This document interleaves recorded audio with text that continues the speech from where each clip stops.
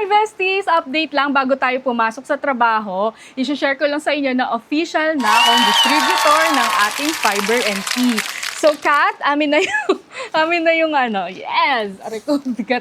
Bigat pala neto. So, eto na ang ating distributor package. Kaya kung kayo ay gustong umorder sa akin ng isang set, trial pack, kung kayo ay nasa ibang bansa or gusto nyo na magbayad gamit ang inyong credit card, i-message nyo lang ako.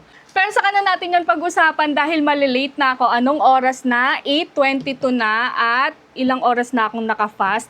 16 hours na akong naka-fast. So, dahil papasok ako sa trabaho at kailangan ko ng energy at mental clarity, ito ang makakatulong sa akin, itong special tea natin. So, titimplahin ko na siya bago ako pumasok sa trabaho. Yan.